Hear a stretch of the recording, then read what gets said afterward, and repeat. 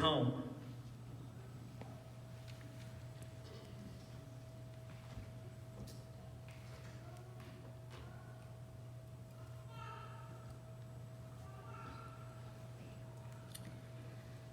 I often have this existential crisis.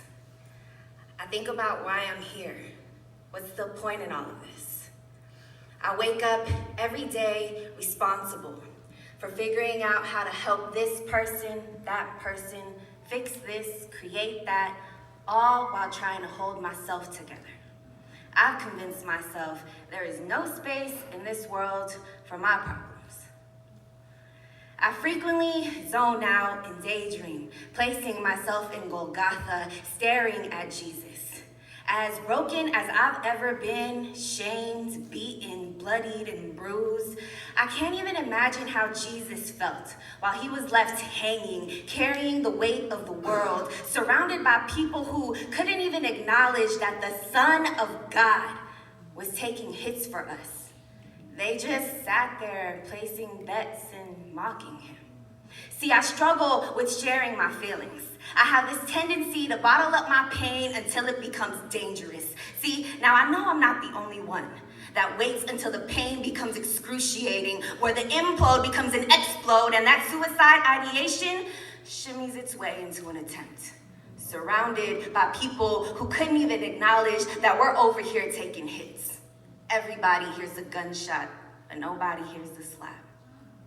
Sometimes, the only way that I feel like I'm in God's presence is when I'm daydreaming about myself in Golgotha, staring at Jesus, begging for the one being crucified to pay attention to me.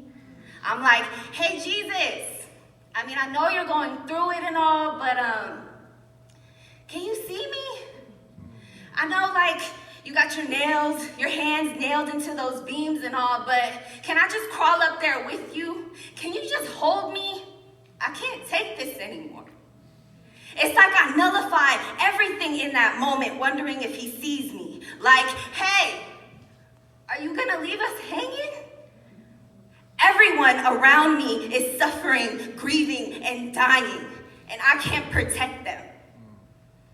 I wake up every day trying to figure it out.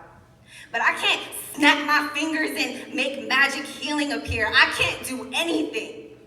I'm haunted by this overcast of loneliness right there with them, wondering if Jesus sees me in the crowd. Why am I here? What's the point in all of this? Flashbacks remind me of when my mother was crying and needed someone to lean on. My dad would walk in, pat her on the back, tell her to stop crying, and leave. I never left my mother's side. I stood by her. I remember running 5 blocks by myself down Naples Street, fighting these boys, trying to retrieve my friend's wallet. He got mad, told me that I should have just let them take it, but I was like, I got you. I stood by him.